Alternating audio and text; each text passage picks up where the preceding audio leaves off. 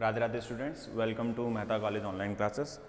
तो last class में electrostatics के अंदर अपन ने डिस्कस कर लिया था किसके बारे में, पॉइजन्स लाप्लास इक्वेशन के यूनिकनेस सॉल्यूशन के बारे में, ठीक है, जिसको अपन क्या बोलते थे, यूनिकनेस थ्योरम भी बोला जाता था, ठीक है। अब इसके अंदर ना क्वेश्चन के अंदर आपको कुछ इस तरीके से पूछ लिया जाता है कि भाई कि डिरिक्लेट एंड न्यूमान कंडीशन एक बाउंड्री कंडीशन होती है जो कि यूनिकनेस थ्योरम के अंदर ही अपन क्या लेते हैं, यूज में लेते हैं कि कैसे Dirichlet and Neumann condition uniqueness theorem को सेटिस्फाई करती हैं, ठीक है, या फिर यूनिकनेस थ्योरम को एक्सप्लेन करती हैं, ठीक है। तो क्वेश्चन कुछ ऐसा भी आ सकता है कि पहले तो वो पूछ ही लेगा कि भाई यूनिकनेस थ्योरम क्या होती है, देन अदर बाद में ये पूछेगा कि भाई how Dirichlet and Neumann condition satisfy the uniqueness theorem, ठीक है, भाई वो किस तरीके से उसका एक्सप्लेनेशन कर रही है, ठीक है। तो अपने पास में अगली हेडिंग है Dirichlet and Neumann condition, Dirichlet and Neumann condition. एक minute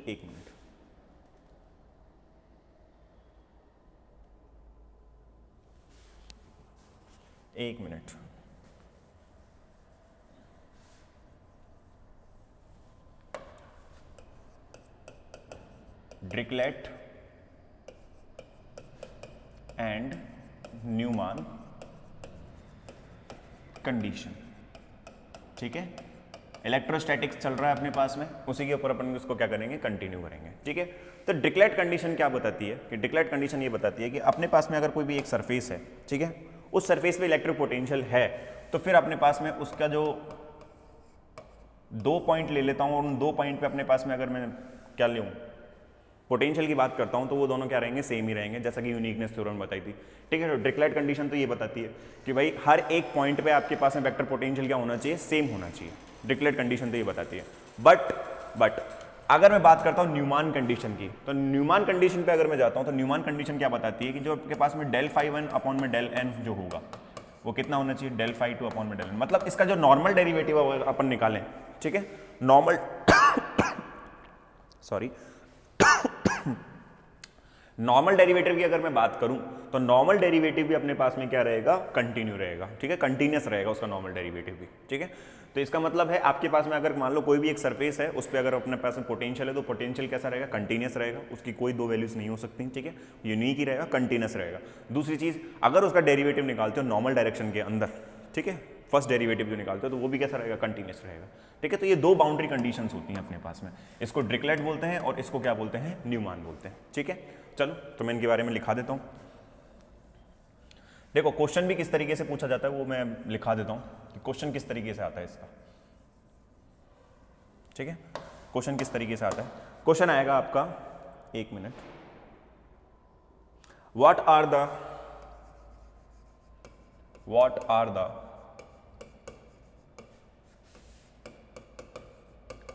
Dirichlet and Newman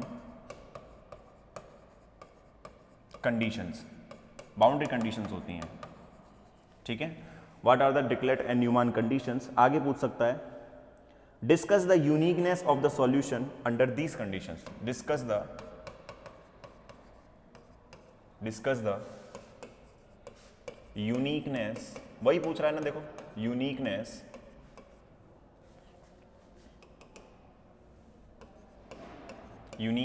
of the solution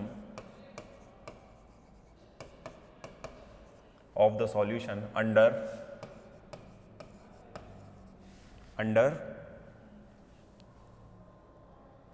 these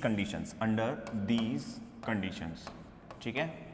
ये क्वेश्चन बन के आएगा ऐसे, ठीक है, और हो सकता है दीज की जगह न्यूमान और डिरिक्लेट भी डाल दे वर्ड, तो उससे कोई अपने को कोई खासी फर्क नहीं है उस चीज़ का, ठीक है। तो ये अपने पास में होता है। तो सबसे पहले तो अपने पास में लिख लेते हैं क्या, पहली जो अपने पास में आती है वो क्या आएगी, Dirichlet boundary condition, Dirichlet boundary condition, ठीक है। according to this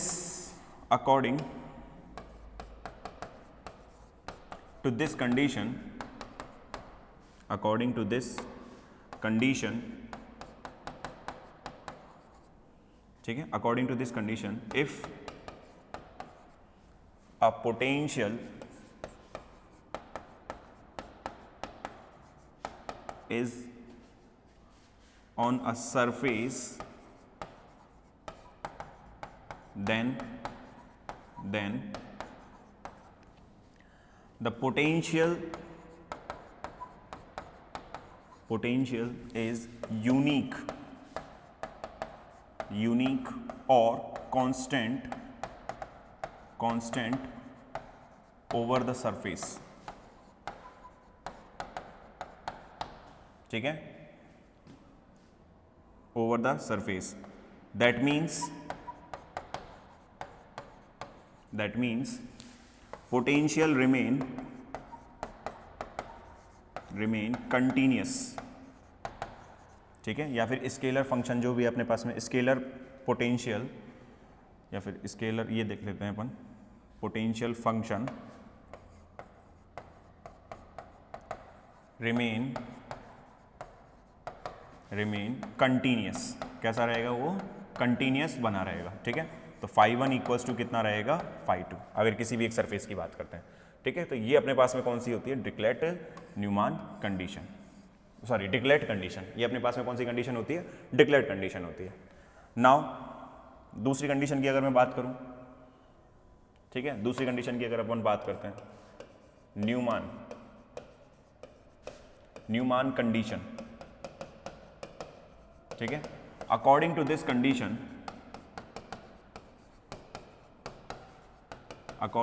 condition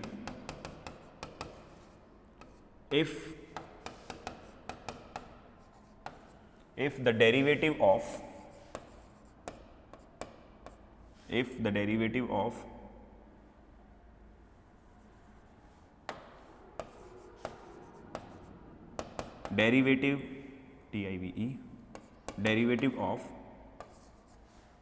derivative of potential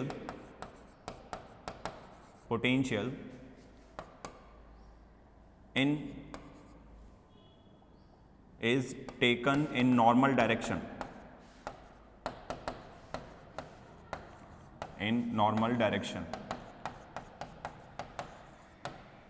then this derivative is continuous. कैसी रहेगी अपने पास में? कंटिन्यूस बनी रहेगी. और वी से that means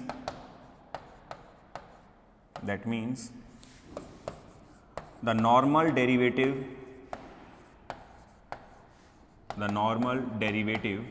of scalar function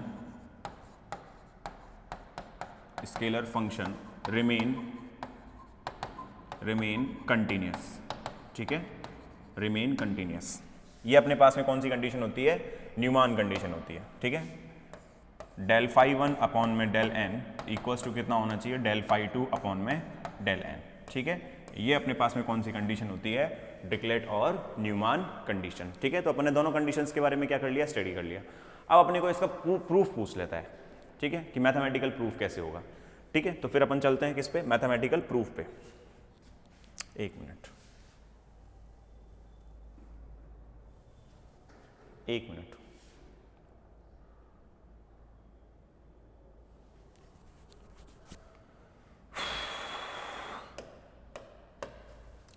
mathematical proof.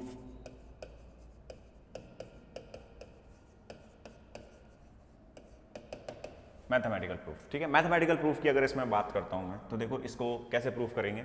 Consider लेना पड़ेगा अपने को. Let a charge density rho v, ठीक है, over a volume such that it satisfies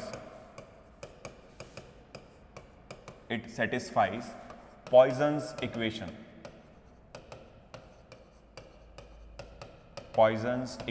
ठीक है, देखो मेरे को पता है यूनिकनेस थ्योरम की बाउंड्री कंडीशंस है. यूनिकनेस थ्योरम किसका यूनिक सॉल्यूशन देती है? लाप्लास और पॉइजन्स का. तो वही ले रहा हूं मैं. ठीक है, that means that means i e del square phi कितना होना चाहिए माइनस के रो वी अपॉन में एप्सिलॉन नॉट। ठीक है, अपन लेट कर लेते हैं, let two scalar potential phi 1 and phi 2 such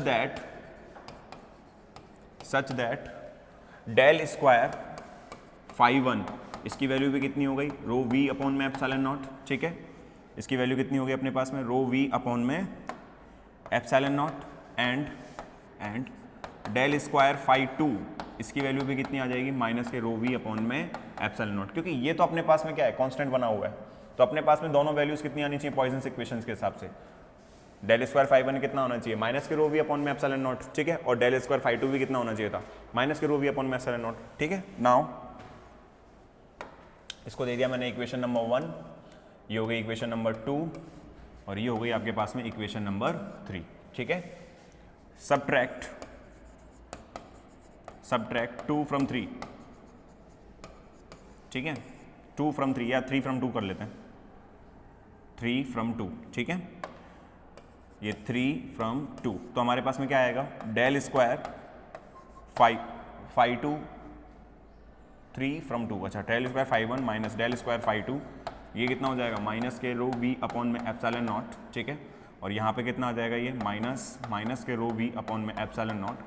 ठीक है, आगे चलें फर्दर, तो ये कितना होगा अपने पास में del square phi 1 minus del square phi 2 ये कितनी हो जाएगी अपने पास में वैल्यू 0। ठीक है, डेल स्क्वायर कॉमन लिया कितना आ जाएगा phi 1 minus phi 2 equals to कितना हो गया अपने पास में 0। ठीक है, अगेन लेट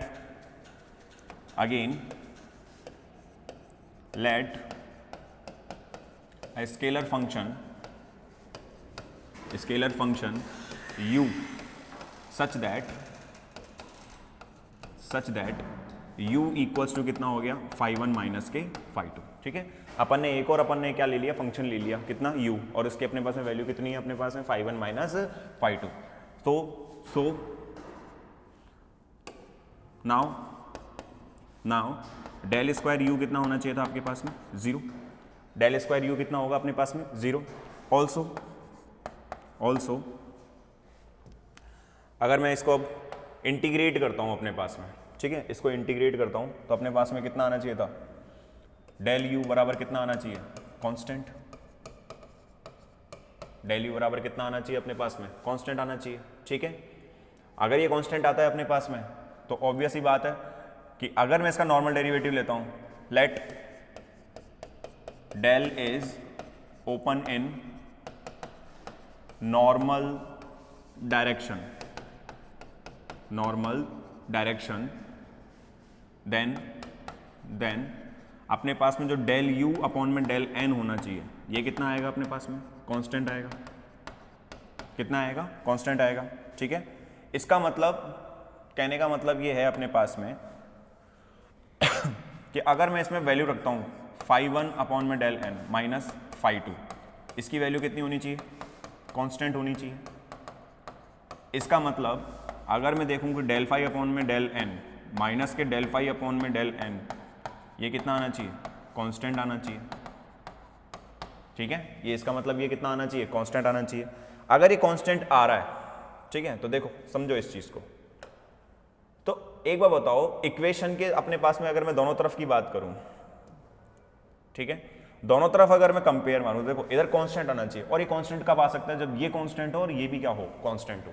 ठीक है, अगर ये दोनों वैल्यू कांस्टेंट हो जाएंगी तो अपने को पता है कि भाई ये टोटल ओवरऑल क्या आएगा अपने पास में कांस्टेंट आएगा। इफ डेल फाई 1 अपॉन में del n and del phi 2 upon में del n remain constant then the above equation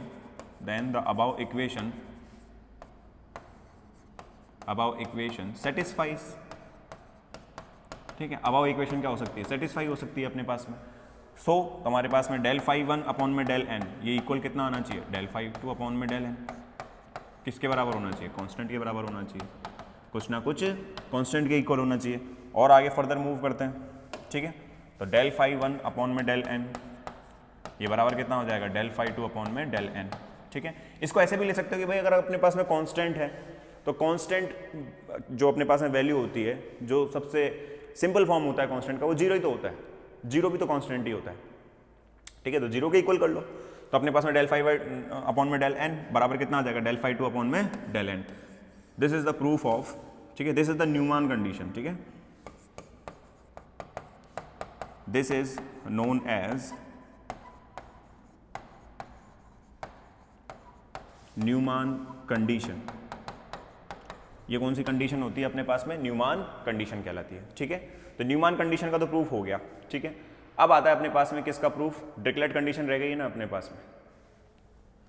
ठीक है, चलो प्रूफ ऑफ डिरिचलेट कंडीशन। ठीक है, तो अब प्रूफ करते हैं डिरिचलेट कंडीशन को। चलो डिरिचलेट कंडीशन को ही प्रूफ कर लेते हैं।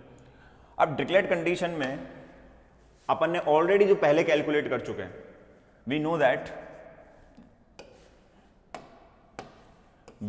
दैट कि डेल स्क्वायर यू बराबर जीरो था, वेयर यू कितना है अपने पास में? फाई वन माइनस के फाई टू। ठीक है, यू कितना है अपने पास में? Phi one minus phi two. ठीक है, एंड जो डेल यू था वो क्या था आपका? कांस्टेंट था। ये अपन ने पहले अभी इसी में अपन ने क्या किया है? प्रूफ किया।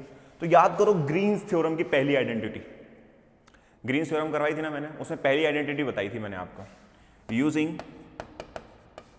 Green's first identity. अगर मैं ग्रीन्स की फर्स्ट आइडेंटिटी यूज करता हूं तो देखो वहां पे लिखा हुआ था कुछ ऐसा, शाई डेल स्क्वायर फाई, ठीक है, प्लस डेल शाई डेल फाई। ठीक है, ऐसे कुछ था, और ये अपने पास में इंटीग्रेट होता था डी टाउ पे, and this is equals to अपने पास में कितना आ रहा था यहाँ पे?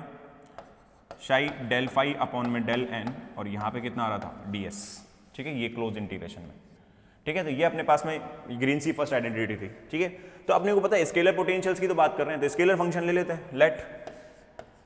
Late psi equals to phi equals to you.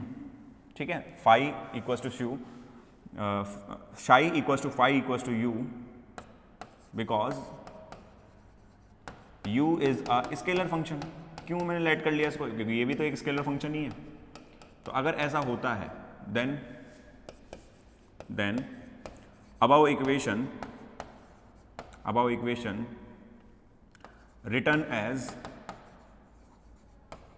Return as कितना हो जाएगा? देखो u डेल स्क्वायर u। ठीक है, u डेल स्क्वायर u, यही आएगा, u del square u plus del u dot del u।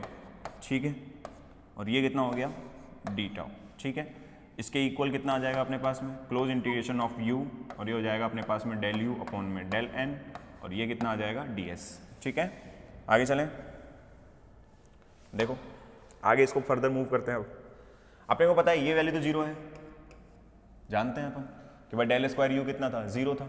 ठीक है, नाउ अगर ये जीरो हो गया है तो अपने पास में ये कितना बचा? इंटीग्रेशन ऑफ डेल u का square d tau, del u dot del u का स्क्वायर हो जाएगा ये। ठीक है, यहाँ पे कितना बचेगा? Close integration of u। इसको अगर मैं ओपन करता हूँ तो ये कितना हो जाएगा? डेल फाई वन अपॉन में डेल n माइनस के डेल फाई टू अपॉन में del n। Phi one minus phi two था ना u, ये था। ठीक है, और यहाँ पे कितना हो जाएगा? ds। सिंस जो डेल फाई वन अपॉन में डेल n है ये इक्वल है डेल फाई टू अपॉन में डेल n के, नॉर्मल कंडीशन है।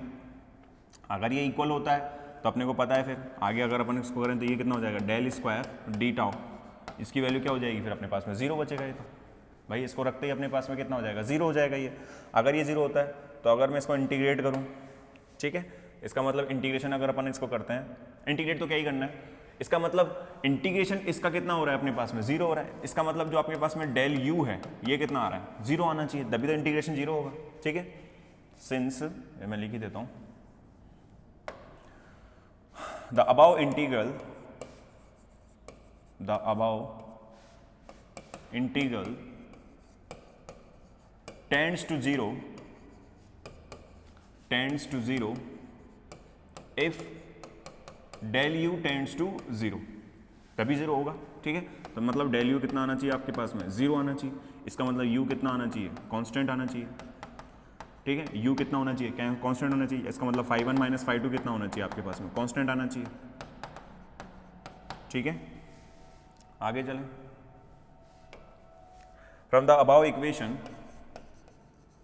From the above equation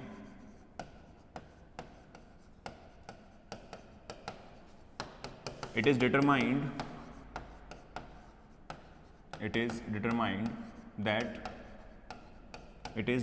that φ1 equals to φ2 equals to constant, then the above equation satisfies,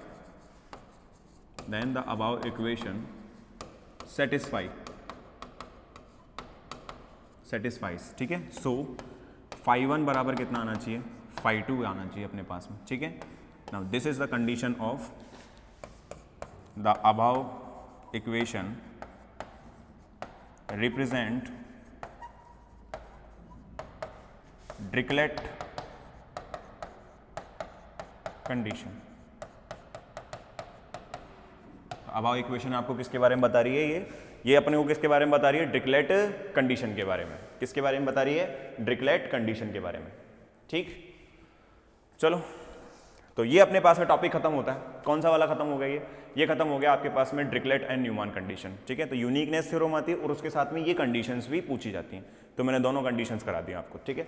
Dirichlet वाली भी करा दी है अपने पास में, न्यूमान भी करा दी है, और साथ में यूनिकनेस थ्योरम। तो ये पूरा एक होल क्वेश्चन बनता है 20 नंबर का, ठीक है। चलो इसको उतार लो।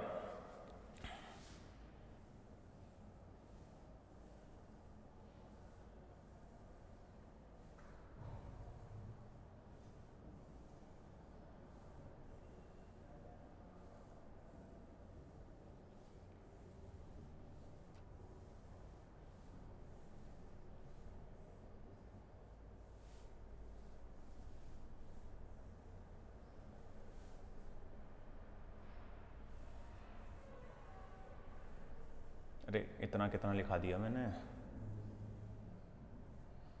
ये लो, ठीक है। क्वेश्चन भी उतार लेना, क्वेश्चन भी आ ही जाता है ना अपने पास में, तो ये क्वेश्चन को भी उतार लेना आप लोग, ठीक है। तो पॉज कर लेना, ठीक है।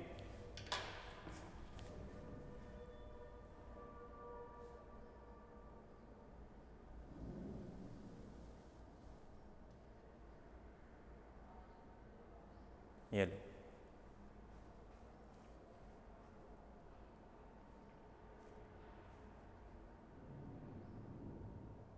आगे चलें।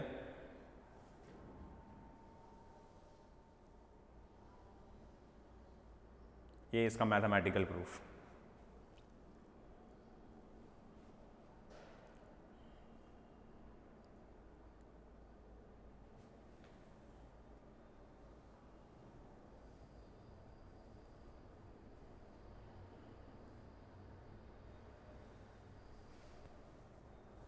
ये लो,